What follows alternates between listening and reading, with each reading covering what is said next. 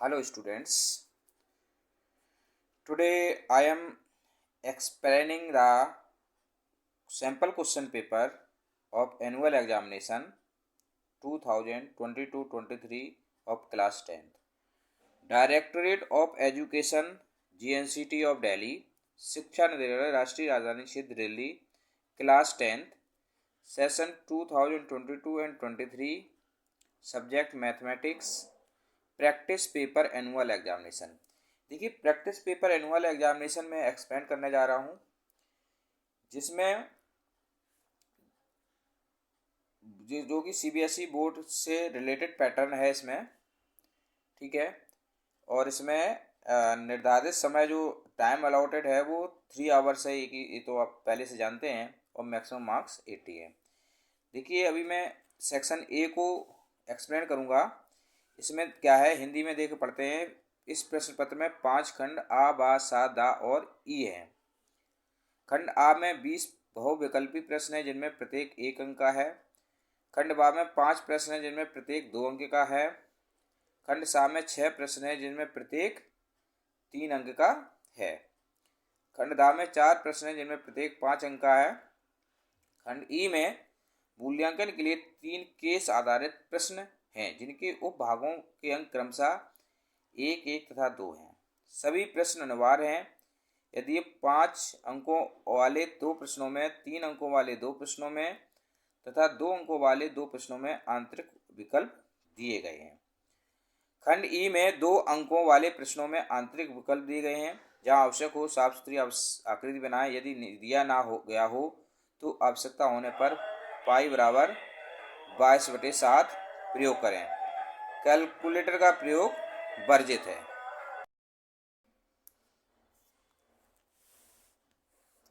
English में this question paper has 5 section A, B, C, D and E. Section A has 20 MCQ। देखिए, section A में 20 MCQ हैं। B has 5 questions, 2 marks each. C has 6 question carrying 3 marks each. D has 4 questions carrying 5 marks each. ठीक है, इसी तरह से सारी कुछ उसमें रूल्स दिए हुए हैं, वैसे तो पता ही है। अच्छा, चलिए आज हम आपको सेक्शन ए के 20 मार्क्स के क्वेश्चंस सॉल्व करते हैं। देखिए, हर एक नंबर के जितने भी क्वेश्चंस होते हैं वो लेंथी होते हैं, इसलिए काफ़ी टाइम लगता है उसमें। हालांकि एग्ज़ाम में सॉल्व करने की आवश्यकता तो नहीं होती है, बट स्टिल मैथ्स में बिना सॉल्व किए आप आंसर नहीं दे सकते हैं, तो इसलिए रफ मैथ सॉल्व तो करना ही पड़ता है। तो हमेशा याद रखें, मैं आपको एडवाइस करूँगा, always start with section C section करो, फिर डी करो, then come to the first section A. ठीक है, चलिए अब हम आपको पहला क्वेश्चन दिखा रहे हैं। यदि 65 if the SCF of 65 and 117 is expressible in the form 65 m minus 117, then the value of m is। देखिए, इसमें वैल्यू ऑफ m निकालनी है। इसमें ऑप्शन दिए हुए हैं 4। ऑप्शन ए 4, बी 3, सी 2 और डी 1। ठीक है, तो इसमें आपको SCF निकालना है, फिर m की वैल्यू निकालनी है। देखिए, यहाँ पर तो ये आंसर आपका आएगा 2, यानी कि C, option C is the correct. ठीक है, लेकिन C2 कैसे आया है, इसको सॉल्व करना पड़ेगा। तो देखिए, मैंने अभी सॉल्व किया हुआ है इसमें। देखिए, ये सॉल्व किया हुआ है, इसमें दिया है। अब सबसे पहले आपको SCF निकालना है 65 और 117 का।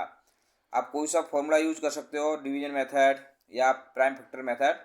तो हमने यहाँ डिवीजन मेथड से SCF निकाला है। 65 का एक बार गया डिवाइड तो 65 आया, 65 फिर माइनस किया तो 52 आया। ठीक है, इस तरह से हमारा SCF जो है कितना आ गया, 1 आ गया। ठीक है, सॉरी, SCF आ गया 13, तो SCF 13 आया। अब लेकिन क्वेश्चन में गिवन एचसीएफ क्या है, ये दिया हुआ है, तो ये दोनों कैसे होंगे, दोनों इक्वल होंगे, तो इनको इक्वल रखा। इक्वल रखने के बाद ये 17 इधर आया, प्लस हुआ तो 130 आया, फिर 65 का डिवाइड किया तो आंसर कितना आ गया, 2। इसलिए ऑप्शन आपका सी इज द करेक्ट ऑप्शन। ठीक है, आपका सी ऑप्शन करेक्ट आ गया। अब क्वेश्चन नंबर 2 में दिया हुआ है एक द्विघात बहुपद के शून्यकों का योग 11 है। ठीक है, और इसके शून्यकों का गुणनफल 30 है, बहुपद ज्ञात करना है। इनकी the sum of the zeroes of a quadratic polynomial is 11 and product of its zeroes is 30, then the polynomial is. तो देखिए इसमें क्या है, सम एंड प्रोडक्ट दिया हुआ है, तो सम और प्रोडक्ट का सीधा सीधा फॉर्मूला यूज करना है आपको, डायरेक्ट फॉर्मूला यूज करना है। और वो पहले मैं आपको बता देता हूँ, इसमें option B is the correct option. B option क्या है आपका सही ऑप्शन है। अब देखिए इसको सॉल्व कैसे किया है वो मैं दिखा देता हूँ। देखिए सम ऑफ जीरो दिया हुआ है, अल्फा प्लस बीटा मान लिया, और प्रोडक्ट ऑफ जीरो दिया हुआ है तो हमने 30 मान लिया।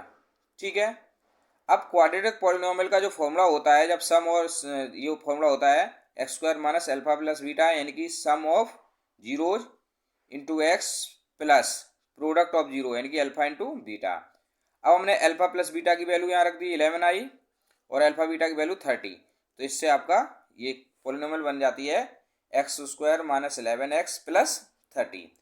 देखिए एग्जाम में आपको ज़्यादा डिटेल में सॉल्व तो करना नहीं है, बट यहाँ मैंने इसलिए किया है जिससे कि आपको समझ में आ जाए, बट आपको शॉर्ट में करके और आपको आंसर देना है, क्योंकि ऑप्शन सही होगा तो आपको फुल मार्क्स मिलेंगे, बट बिना सोल्यूशन अगर आपको नहीं आता है तो आप उसको ऑप्शन आंसर नहीं दे पाएंगे। तो जो भी क्वेश्चन है आपको बस ये देखना है कि मेथड क्या है, जरूरी है क्वेश्चन याद नहीं करना है, बट इतना 100% श्योर है कि आएगा इस तरह का क्वेश्चन। तो जब इस तरह क्वेश्चन अगर पेपर में दूसरा भी आएगा तो how to you solve this, कैसे आपको सॉल्व करना है वो आपको जानकारी होनी जरूरी है। चलिए अब नेक्स्ट क्वेश्चन की बात करते हैं हम, क्वेश्चन नंबर 3 में दिया हुआ है निम्नलिखित में क्या समांतर रेखाओं के लिए एक शर्त है, which of the following is a condition for the parallel lines. देखिए इसमें सॉल्व करने की आवश्यकता नहीं है, हमारी जो 3 कंडीशंस हैं, यूनिक सोल्यूशन यानी कि इंटरसेक्टिंग लाइंस प्रतिच्छेदी रेखाएं, दूसरा है कोइंसिडेंट संपाती रेखाएं, और तीसरा है पैरेलल लाइंस। तो पैरेलल लाइंस की जो कंडीशन होती है, 3 कंडीशंस होती हैं। ठीक है, तो पैरेलल लाइंस की कंडीशन है आपकी ये वाली। ठीक है, बट आपको देखिए मैं आपको थोड़ा सा एक्सप्लेन करता हूँ क्वेश्चन नंबर 3 के लिए। a1x plus b1y plus c1 बराबर 0 इक्वेशन 1। दूसरी है a2x plus b2y plus c2 बराबर 0। देखिए ये 2 इक्वेशन दे रखी हैं। अब आपने देखना है कि a1/a2 बराबर b1/b2 बराबर नहीं है। अगर a1 और a2 का डिवाइड किया, b1/b2 का डिवाइड किया, अगर ये इक्वल नहीं है तो ये आती हैं प्रतिच्छेदी रेखाएं, यानी कि इंटरसेक्टिंग लाइंस, और इनको हम क्या बोलते हैं, यूनिक सॉल्यूशन। क्या बोलते हैं, यूनिक सॉल्यूशन। देखिए क्वेश्चन किसी तरह का भी आ सकता है, तो आपको समझ लेना जरूरी है। अकॉर्डिंग टू क्वेश्चन आप करेंगे सॉल्व, आपको पता होना चाहिए। दूसरा है a1/a2 बराबर b1/b2 रखकर c1/c2। अगर ये तीनों कंडीशन इक्वल हैं तो कैसी होगी, कोइंसिडेंट लाइन यानी कि संपाती रेखाएं। इसके अनेक हल होते हैं। इसके क्या होते हैं, अनेक हल होते हैं। और एक होता है जैसा कि जो है दिया हुआ है यहाँ पे, a1/a2 बराबर b1/b2 not equal to c1/c2। ये जो है समांतर रेखाएं यानी कि पैरेलल लाइंस,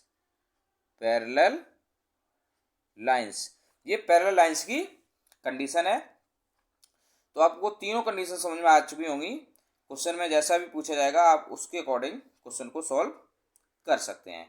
नाउ नेक्स्ट अब क्वेश्चन चलते हैं, क्वेश्चन नंबर 4 में क्या दिया हुआ है, द्विघात समीकरण x² माइनस px प्लस 12 बराबर 0 का एक मूल -2 है, तो पी मान ज्ञात करना है। बहुत आसान है, पी ज्ञात करना है।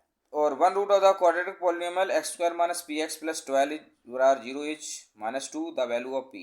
देखिए 2 जो है एक रूट है इसका, तो पी की वैल्यू रखने पे जो पॉलिनोमियल है, क्वाड्रेटिक इक्वेशन है, वो क्या हो जाएगी, 0 हो जाएगी।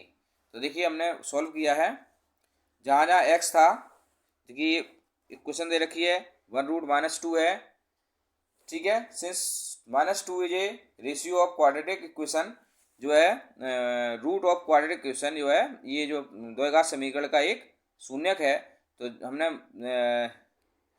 इसमें वैल्यू रख देते हैं।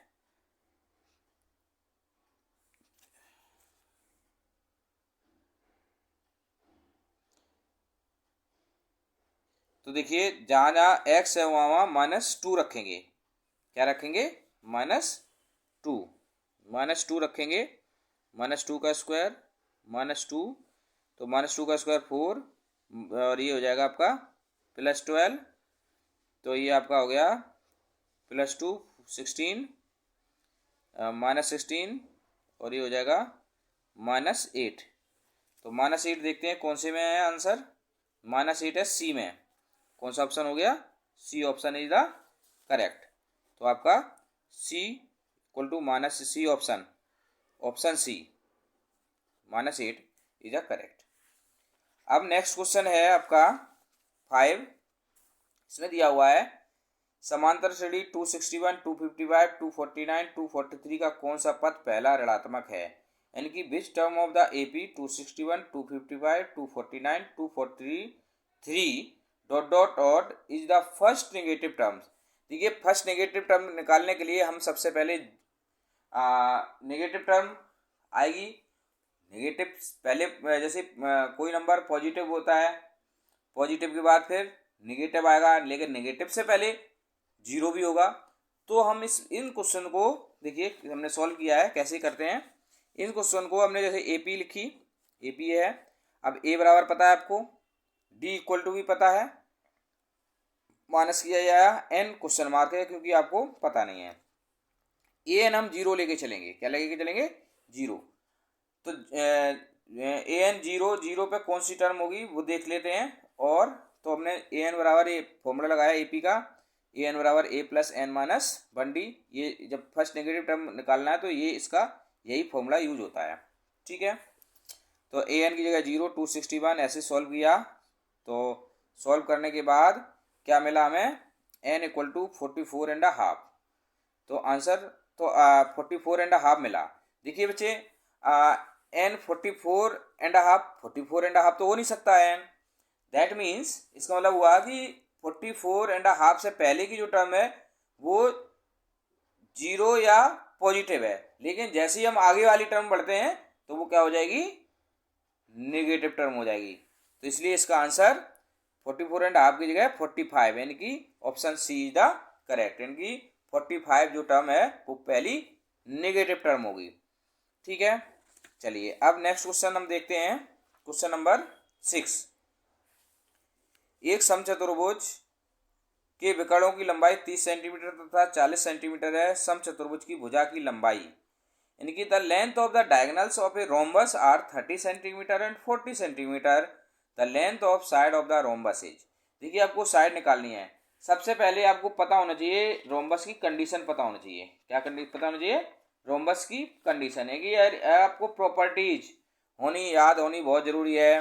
देखिए मैंने सॉल्व किया हुआ है, देखिए क्या है इसमें, रोम्बस जो दिया हुआ है, हम जानते हैं कि diagonals of rhombus bisect each other at right angle, यानी कि समचतुर्भुज के विकर्ण 90 डिग्री पर काटते हैं। समचतुर्भुज के विकर्ण 90 डिग्री पर प्रतिच्छेद करते हैं, प्रतिच्छेद करते हैं। लंब समद्विभाजक इसको हम कहते हैं, समचतुर्भुज के विकर्ण लंब समद्विभाजक होते हैं। तो diagonals each other at right angle, और वो डायगोनल्स जो विकर्ण होते हैं जो डायगोनल्स होते हैं उनको बाइसेक्ट भी करते हैं। इसलिए एक जो है डायगोनल दिया हुआ है 30, तो 30 का आधा जो है 15-15 हो जाएगा, और एक 40 दिया तो उसका 20-20 हो जाएगा। तो यानी कि हमने मान लिया यहाँ बीच में ओ, तो एक 20 और एक 15 इधर हो जाएगा। तो ट्राइंगल तो ओ बी जो है निकालना है तो वो आधा हो जाएगा, ऐसी ओ सी निकालना है तो वो आधा हो जाएगा। अब हमने पाइथागोरस थ्योरम का यूज किया। क्या किया यूज? इन त्रिभुज इतने यूजिंग पाइथागोरस थ्योरम, यानी कि पाइथागोरस प्रमेय से पाइथागोरस प्रमेय का यूज किया, और पाइथागोरस प्रमेय का यूज करने से हमारा ये आंसर तो हमने लगाया ओ बी ओ सी में angle B O B C 90 degree, तो बी सी बराबर O B square plus O C square. तो इसमें हमने वैल्यू पुट करी, तो वैल्यू पुट करने के बाद ये 625 आया, तो अंडर रूट लिया तो 25, यानी कि साइड जो है आ गई कितनी 25, यानी कि option C is the correct. तो इसका आंसर सी जो है करेक्ट ऑप्शन है। ठीक है, चलिए अब हम नेक्स्ट क्वेश्चन की तरफ चलते हैं। नेक्स्ट क्वेश्चन है हमारा 8। इसमें दिया है बिंदुओं P-3,2 और 5,7 को मिलाने वाला रेखाखंड y अक्ष द्वारा अनुपात में विभाजित करता है। तो देखिए इसमें हम सेक्शन फॉर्मूला सॉरी ये क्वेश्चन नंबर अभी में सेक्शन 7 करना है। 7 में क्या दिया हुआ है? आकृति में त्रिभुज एबीसी एक वृत्त के परिगत है, ए बी की लंबाई ज्ञात करनी है। यानी कि in figure A B C is a circumstance circle, the length of A B is. तो इसमें हमें जो है ए बी की लेंथ निकालनी है। तो इसमें हम क्या नाम है चैप्टर 10 की वो उसका यूज करेंगे, सेकंड थ्योरम है। उसमें कहा जाए from the same exterior point tangents are equal, यानी कि बाह्य बिंदु से जो क्या नाम है टेंजेंट्स होते हैं वो जो है क्या होते हैं? बराबर होते हैं। तो देखिए हमने एक डायग्राम बनाया है इसमें, तो जिसमें दिया हुआ है सी डी बराबर, देखिए एक त्रिभुज बना हुआ है, इसमें सी डी दिया हुआ है 4 सेंटीमीटर, तो सी ई भी 4 सेंटीमीटर हो गया, क्योंकि फ्रॉम सेम एक्सटीरियर पॉइंट। ठीक है, एक ही बाह्य बिंदु से स्पर्श रेखाएं बराबर होती हैं। ठीक है तो सी भी आपका 4 हो गया। अब सी 4 हो गया तो ए निकालना है। ए क्या होगा? ए सी आपका कितना दिया है 12, तो 12 में से 4 माइनस कर दोगे तो आपका ए आ गया। अब आपने फिर से यूज करना है ए बराबर ए एफ हो जाएगा, वही सेम एक्सटीरियर पॉइंट, मतलब बाह्य बिंदु से स्पर्श रेखाओं की दूरी या लंबाई समान होती है, तो ये भी 8 आ गया। अब ये 8 आ गया, और ऐसी बी एफ भी बी डी जो है बी डी बराबर बी एफ होगा, जो कि गिवन है, वही है एक ही बाह्य बिंदु से स्पर्श रेखाओं की लंबाई बराबर होती है, बराबर होती है। तो देखिए लंबाई बराबर होती है इसलिए हो गया, तो बी एफ भी मिल गया, ए एफ भी मिल गया। तो ए बी क्या है? बी एफ और ए एफ को मिला के तो 6 + 8 यानी कि 14 सेंटीमीटर। तो इस तरह से ये क्वेश्चन को सॉल्व करने का तरीका ढूंढना है। क्वेश्चन ऐसा कोई भी आ जाए तो करना कैसे है ये समझना है इसमें। अगर ये समझ में आ जाएगा तो क्वेश्चन आसानी से किया जा सकता है, यानी कि इसका option B is the correct option, यानी कि बी। अब हम आगे बढ़ते हैं क्वेश्चन नंबर 8 की तरफ। क्वेश्चन नंबर 8 क्या कह रहा है? बिंदुओं P-3,2 और Q5,7 को मिलाने वाले रेखाखंड y अक्ष द्वारा किस अनुपात में विभाजित करते हैं? The line segment joining the point P-3,2 and Q5,7 is divided by the y axis in the ratio. तो देखिए बच्चे इसमें क्या करना है, आपको सेक्शन फॉर्मूला का यूज करना है, विभाजन फॉर्मूला का यूज करना है, जो कि आपकी एक्सरसाइज 7.2 में दिया हुआ है। आपको पता होना चाहिए बाई अक्ष पर इसका ऑप्शन तो वैसे आएगा डी। मैं आपको आंसर बता देता हूँ, इसका आंसर आएगा डी, लेकिन ये डी कैसे आया वो मैं आपको सॉल्व करके दिखाता हूँ क्योंकि मैंने सॉल्व किया हुआ है। देखिए इसमें जो है सबसे पहले आपने एक लाइन खींच ली, पी और क्यू पॉइंट जो दिए हुए थे -3,2 और 5,7 पॉइंट लिख दिया आपने। और देखिए बाई एक्सिस पे पॉइंट एट बाई एक्सिस, यानी कि बाई अक्ष पर जो है एक्स क्या होता है, 0 होता है, और एक्स अक्ष पे बाई 0 होता है। तो इसलिए जहां पॉइंट ये विभाजित होंगे उसके पॉइंट आ गए 0,बाई। क्या आ गए ये 0,बाई। रेशियो दिया नहीं इसलिए M1:M2 यूजिंग सेक्शन फॉर्मूला। इसको क्या कहते हैं हम, सेक्शन फॉर्मूला।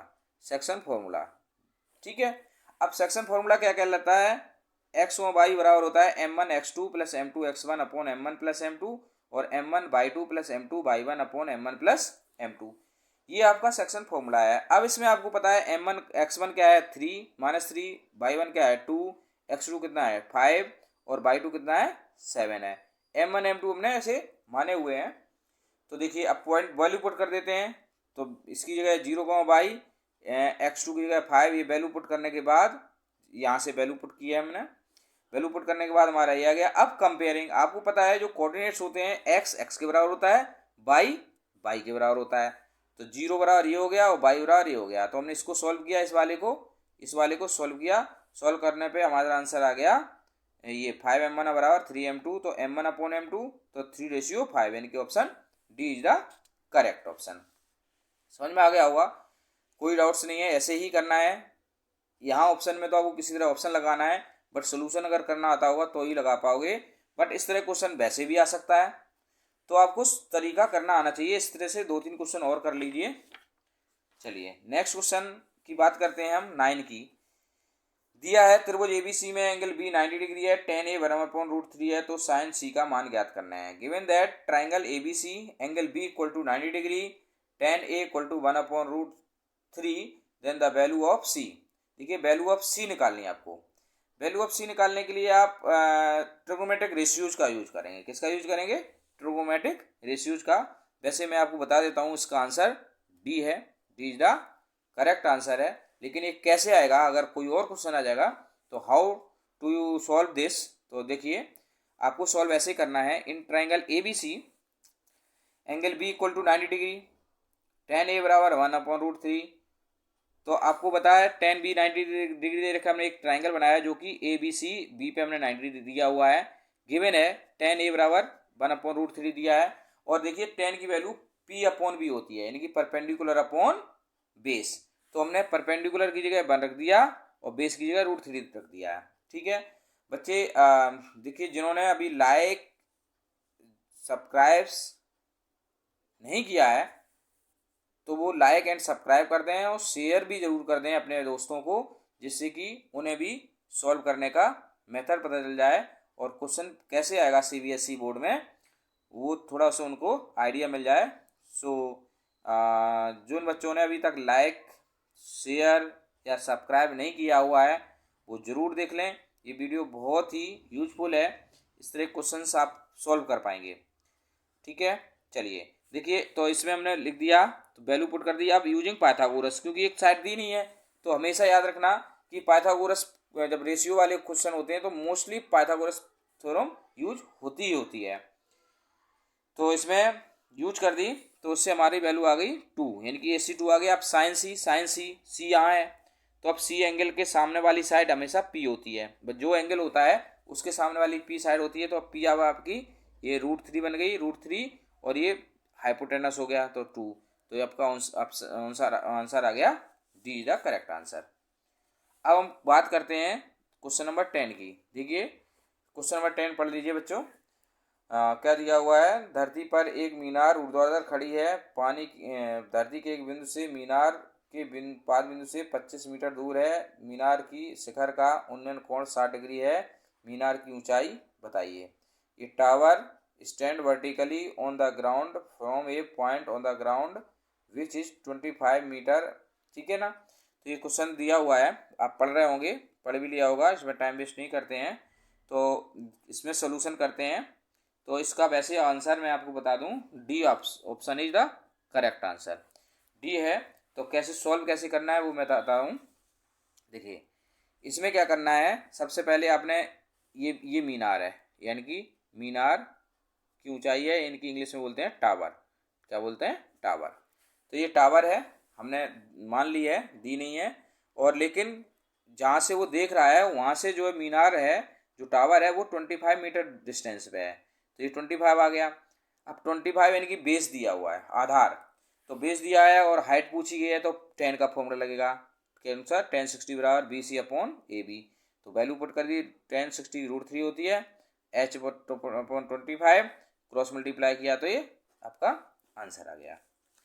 ठीक है, अब क्वेश्चन नंबर 10 हो गया। अब हम बात करते हैं क्वेश्चन नंबर 11 की। यदि त्रिज्यखंड का कोण 60 डिग्री और त्रिज्या 3.5 सेंटीमीटर हो तो चाप की लंबाई ज्ञात कीजिए।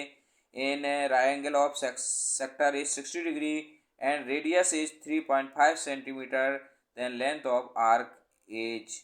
देखिए, इसमें आपको थीटा दिया हुआ है। मैं पहले आपको ऑप्शन बता देता हूँ। Option is C correct. अब सॉल्व कैसे करना है वो मैं बता देता हूँ। देखिए देखिए क्वेश्चन को मल्टीपल चॉइस कहना आसान है, लेकिन ये बिना सॉल्व किए हुए एक भी क्वेश्चन नहीं किया जा सकता है।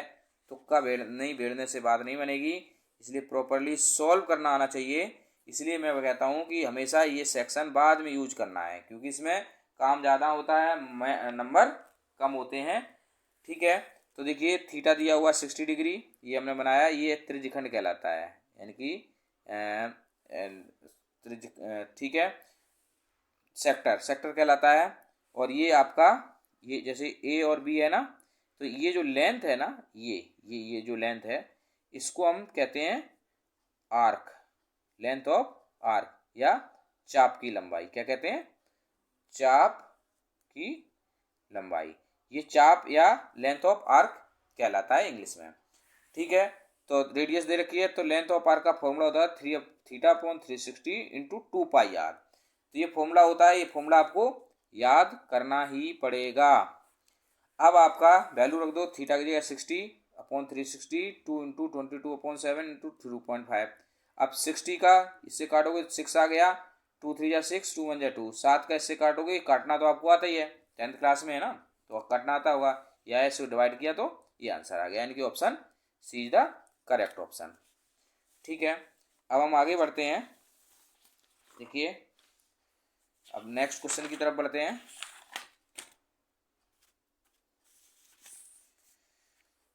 नेक्स्ट क्वेश्चन है, क्या दिया हुआ है? एक गोले का आयतन और सतह का क्षेत्रफल संख्यात्मक रूप से बराबर है, तो गोले की त्रिज्या ज्ञात करनी है। देखिए, संख्यात्मक रूप से यानी कि जैसे वॉल्यूम है 5 सेंटीमीटर क्यूब, और तो उसका क्षेत्रफल भी यानी कि 5 सेंटीमीटर क्यूब ही होगा, ये दिया हुआ है। तो इसका ऑप्शन जो है, हमने जो सॉल्व किया है वो डी ऑप्शन आया। क्या आया? डी ऑप्शन आया। इसको भी सॉल्व करते हैं, कैसे करना है, कैसे, देखिए। देखिए, ये क्वेश्चन दिया हुआ है, इसमें साफ साफ लिखा हुआ है। क्या लिखा हुआ है? कि जो है वॉल्यूम ऑफ स्फीयर और सरफेस एरिया है वो दोनों इक्वल हैं। तो हमने दोनों के फॉर्मूले लिख दिए, 4/3 पाई r क्यूब, 4 पाई r स्क्वायर, 4 से 4 कट गया, पाई से पाई कट गया। ठीक है, ये आ गया। फिर आर स्क्वायर से ये आर एक कट गया, तो r बराबर 3 आया। तो ये क्वेश्चन अगर ऐसे आते हैं तो इनको आसानी से सॉल्व किया जा सकता है। चलिए, अब क्वेश्चन नंबर 13 करते हैं। क्वेश्चन नंबर 13, देखिए, एम्पेरिकल फॉर्मूला आपको याद होना चाहिए। दिस इज ऑलवेज, मोस्टली ये यूज करने को आ ही जाता है। यदि किसी बारंबारता सारणी का माध्यक बहुलक और बहुलक क्रमशः 26 और 29 है, तो उसके माध्य निकालना है। The median and mode of a frequency distribution are 26 and 29 respectively, then its mean is. तो देखिए, इसमें एम्पेरिकल फॉर्मूला लगेगा। वैसे मैं बता दूं, इसका option is B is correct option. इसका ऑप्शन बी करेक्ट है। मैं इसका फॉर्मूला बता देता हूँ। ये इसका फॉर्मूला है। क्या है इसका? ये फॉर्मूला है, हिंदी में कहते हैं बहुलक बराबर 3 माध्यक -2 माध्य।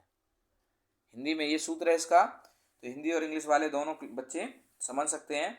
बस इसमें वैल्यू, फिर इसमें माध्यक दे रखा है, बहुलक दे रखा है, यानी कि मीडियन और मोड दे रखा है। वैल्यू पुट कर दी इस फॉर्मूले में, यहाँ इस फॉर्मूले में वैल्यू पुट कर दी। तो 29, 3 × 26 -2 मीन, तो इसको मल्टीप्लाई किया, फिर 2 मीन इधर लाए और ये इस साइड ले गए तो माइनस हो गए, तो डिवाइड करने पे आपका ये आंसर आ गया।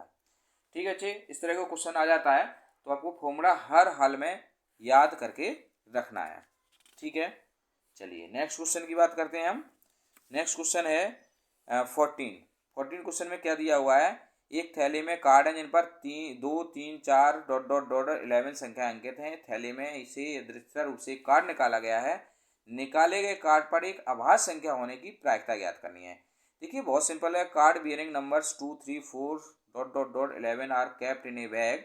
ए card is drawn at random from the bag. The probability of getting a card with a prime number is. तो आपको प्रोबेबिलिटी ज्ञात करनी है। तो प्रोबेबिलिटी कैसे ज्ञात करनी है, देखिए इसका ऑप्शन मैं आपको बता दूं, इसका ऑप्शन आएगा A option is the correct option. कैसे आएगा वो मैं आपको सॉल्व करके दिखा देता हूं।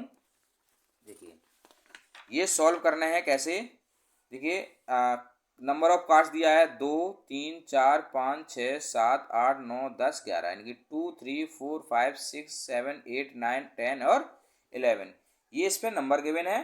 टोटल पॉसिबल आउटकम्स कितने हैं, 10 है। कितने हैं, 10 है। ठीक है, अच्छा प्राइम नंबर्स 2 3 5 7 11 है। फेवरेबल आउटकम कितने हैं, 5 है। ठीक है, क्योंकि प्राइम नंबर्स जो है, जो अभाज्य संख्या है वो इतनी है, तो ये संख्या गिनती में कितनी है, 5, और ये टोटल कितने हैं, 10। तो आपको बताया था प्रोबेबिलिटी जो निकालनी होती है वो जो हमें चाहिए है वो, और नीचे टोटल डिवाइड, तो 5.10 इनकी 1/2 आंसर आ गया है। ठीक है, अब क्वेश्चन नंबर 15 है, यदि 1 और अल्फा बहुपद x² - 5x + 4 के शून्यक हैं तो a का मान ज्ञात करना है। If 1 and alpha are zeros of the polynomial x² - 5x + 4 then the value of alpha। देखिए आपका ऑप्शन इसमें बी करेक्ट है। कौन सा ऑप्शन है, B is the correct option. कैसे आया, बहुत सिंपल है।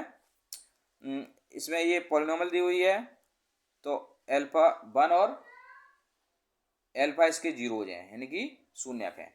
तो यूजिंग फॉर्मूला पहले हम कंपेयर करते हैं, इससे कंपेयर कर रहे हैं, तो a बराबर 1 आ गया, b बराबर -5 आ गया, और c बराबर कितना आ गया, 4 आ गया। अब इसमें हमने फॉर्मूला यूज किया, शून्यकों का योगफल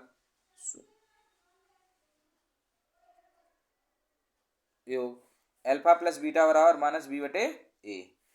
तो अल्फा की जगह 1 है, 1 + अल्फा, और -b तो 5 आ गया, तो 1 उधर लेके गए तो 4 आ गया। इस तरह से हमारा ये आंसर आ गया। अच्छा नेक्स्ट क्वेश्चन है, cos 0 cos 30 cos 45 cos 60 का मान ज्ञात करना है। ठीक है, किसका, इसका। तो इसमें क्या करना है आपको, इसमें सबकी वैल्यू पुट करनी है। क्या वैल्यू करनी है, वैल्यू पुट। इसका आंसर आ जाएगा आपका बी ऑप्शन आ जाएगा। देखिए कैसे किया है सॉल्व, देखिए ये रहा। इसमें जो है cos 0 होता है 1, cos 30 होता है √3/2, और cos 40 होता है 1/√2, और cos 60 होता है 1/2। तो 1√3 1 इंटू इनका √3 आया, 2 इंटू 2 4 आया, √2। अब इसको रेशनलाइज करना है, तो √2 नीचे है तो ऊपर नीचे √2 का मल्टीप्लाई किया, √3 इंटू √2 √6 आया, और 4 √2 4 हुआ 2 हुआ, 2 का 4 से मल्टीप्लाई किया 8। तो answer B is the correct answer. ठीक है, अब नेक्स्ट क्वेश्चन है 17, गोलाकार गुब्बारे की त्रिज्या 8 सेंटीमीटर से बढ़ाकर 12 सेंटीमीटर हो जाती है। दोनों स्थितियों में गुब्बारे के पृष्ठीय क्षेत्रफल ज्ञात करना है। The radius of a spherical balloon increase from 8 centimetre to 12 centimetre. The ratio of the surface area of balloon in 2 cases is. देखिए आपको इसमें रेशियो निकालनी है। वैसे रेशियो मैं बता देता हूँ आपका, इसका रेशियो आएगा 4:9, यानी कि D option is the correct option. कैसे करना है, बिल्कुल आसान है, आपको फॉर्मूला यूज करना है। देखिए R1 दिया 8 सेंटीमीटर, R2 दिया 12 centimetre. Surface area of balloon यानी कि गुब्बारे का पृष्ठीय क्षेत्रफल। तो ये गुब्बारे का पृष्ठीय क्षेत्रफल होगा गोले के पृष्ठीय क्षेत्रफल के बराबर, पृष्ठीय क्षेत्रफल। तो 4πr² होता है। हमने S1 मान लिया पहले गोले का, surface area of first balloon. ठीक है, पहले गोले का पृष्ठीय क्षेत्रफल। पृष्ठ क्षेत्रफल मान लिया तो इसमें हमने इसकी रेडियस जो है 8 दे रखी, तो 8 × 8 कर दिया। ऐसे दूसरे का निकाल लिया तो इसकी रेडियस 12 है, तो 12 × 12 कर दिया। फिर रेशियो निकालना है, हमने इसलिए सॉल्व नहीं किया क्योंकि हमें पता है रेशियो निकालना है, तो डिवाइड करना है, कट जाएगा। तो इसको सीधा सीधा ऐसे ही रहना दिया। रेशियो का मतलब होता है डिवाइड किया, तो 4 पाई कट गया, इसको काटा तो सॉल्व करने में 4/9 आया, यानी कि 4:9 आ गया। Answer D is the correct answer. ठीक है, अब एक लास्ट क्वेश्चन है 18। इसमें क्या दिया हुआ है, इसमें दिया हुआ है एक फिश टैंक में 5 नर मछली और 8 मादा मछली निकाली गई हैं। मछली के नर मछली होने की प्रायिकता ज्ञात कीजिए। देखिए वैसे तो सिंपल है, 8 5 13 हो गई, और पूछा गया मेल का, मेल कितनी है 5, तो 5/13, यानी कि option see the correct option है। बाकी सॉल्व करना है, तो सॉल्व देखो कैसे करना है, देखो मैंने करा हुआ है। मेल फिश कितनी है 5, फीमेल फिश कितनी है 8, तो टोटल फिश को 5 + 8 = 13 फिश हो गई। P male fish favourite outcome से बटे total outcome 5/13, C option is the correct answer. चलिए अब आगे बढ़ते हैं, ये क्वेश्चन हो गए। अब आगे क्वेश्चन पे बढ़ते हैं, कौन सा दिया हुआ है, in the following question statement assertion and reason वाला। असर्शन एंड रीजन वाले दिए हुए हैं, कथन और कारण वाले। देखिए हिंदी में दिया हुआ है, किसी किताब का अंकित मूल्य 10 रुपये बढ़ाने पर कोई व्यक्ति 1200 रुपये 10 किताबें खरीद सकता है। क्रय मूल्य बढ़ने पर निश्चित राशि में अधिक किताबें खरीदी जा सकती हैं। देखिए क्रय मूल्य का मतलब होता है जिसमें आप कोई चीज़ खरीदते हो। स्वाभाविक सी बात है, अगर आप 10 रुपये की कोई चीज़ खरीदते हो 10 या 5, तो 12 रुपये की आप 7 नहीं खरीद सकते हो, कम खरीद पाओगे। लेकिन इसमें दिया है कि क्रय मूल्य बढ़ा दो तब भी किताबें ज़्यादा खरीदी जा सकती हैं, तो इसका मतलब पहला तो सही है लेकिन दूसरा गलत है। ठीक है, अब कथन ए सत्य है लेकिन कारण आर असत्य है, यानी कि इसका ऑप्शन सी। ठीक है, by increasing the price, English में है, देखिए 10 of a book by ₹10 person can buy 10 less book for ₹1200। तो देखिए इसका सोल्यूशन हमने किया हुआ है, तो कैसे मानोगे, मान लेंगे हम, अगर जो पेपर में तो सॉल्व करे बिना नहीं बता सकते हैं, वैसे इसको सॉल्व करने की आवश्यकता है नहीं। ठीक है, मैंने वैसे ही कर दिया, अगर बाई चांस वैसे क्वेश्चन आ जाए, इसको मतलब 2 नंबर में आ जाए इस तरह, तो सॉल्व करना पड़ेगा। तो इस क्वेश्चन को सॉल्व करने का तरीका वही है, एक्स है, न्यू प्राइस x + 10 होगी। देखिए टोटल रुपए आपके 1200 रुपये हैं, 1200 उसी में खरीदनी है। तो जब आपका x रुपया था एक चीज़ का, तो 1200 में डिवाइड किया तो नंबर ऑफ बुक्स आ गई। फिर आपने बढ़ा दिए, जब पैसे बढ़ा दोगे, चीज़ जो खरीद रहे हो उसके पैसे अगर बढ़ जाएंगे तो ऑब्वियस सी बात है आप कम चीज़ें खरीद पाएंगे, तो इसलिए ये वाली छोटी होगी। दोनों का डिफरेंस कितना है 10। तो इसको एलसीएम लिया, सॉल्व किया, सॉल्व करते आए, ये सॉल्व किया हुआ है, ये सब आता है। ठीक है, तो ये सॉल्व करने के बाद हम कहाँ पहुँचे, सॉल्व करते गए, फैक्टराइज किया, सॉल्व करने के बाद लिस्ट प्राइस 30 रुपये है, यानी कि अगर हमें 2 नंबर में क्वेश्चन आएगा तो पूरा ऐसे सॉल्व करना पड़ेगा। तो जो हमने पूछेगा कि बताओ लिस्ट प्राइस क्या है, क्रय मूल्य क्या था, तो 30 रुपये था, बढ़ने के बाद 40, यानी कि ऑप्शन आपका सी इज द करेक्ट ऑप्शन। ठीक है, अब आपका आता है क्वेश्चन नंबर 20। कौन सा आता है, क्वेश्चन नंबर 20। देखिए क्वेश्चन नंबर 20 में क्या दिया हुआ है, ये जनरल क्वेश्चन है। इसमें जो है इसमें दिया हुआ है कि यदि एक ट्राइंगल ABC PQR सर्वांगसम है, यानी कि 2 ट्राइंगल्स हैं वो कॉन्ग्रुएंट हैं, तो बताओ, तो लिखा है कि वे समरूप त्रिभुज यानी कि सिमिलर भी होंगे। Yes, correct option. अगर 2 ट्राइंगल कॉन्ग्रुएंट हैं तो वो सिमिलर भी होंगे। ठीक है, सभी सर्वांगसम त्रिभुज समरूप होते हैं, लेकिन समरूप त्रिभुजों का सर्वांगसम होना आवश्यक नहीं है। ये भी बात सही है कि कोई भी त्रिभुज अगर सर्वांगसम है तो वो समरूप होगा ही होगा, लेकिन सर्वांगसम है तो इसलिए दोनों कथन ए और कारण सत्य हैं और कारण आर अपकलन ए की सही व्याख्या करता है, यानी कि option A is the correct. ठीक है, मैंने सेक्शन ए का पूरा पार्ट कर दिया है बच्चों। अब आप जो अभी तक भी जिसने सब्सक्राइब या लाइक शेयर नहीं किया है, तो वो लाइक सब्सक्राइब एंड शेयर जरूर कर दें। ठीक है, अगला सेक्शन बी और सी और डी आगे नेक्स्ट वीडियो में सॉल्व करेंगे। ठीक है, ओके।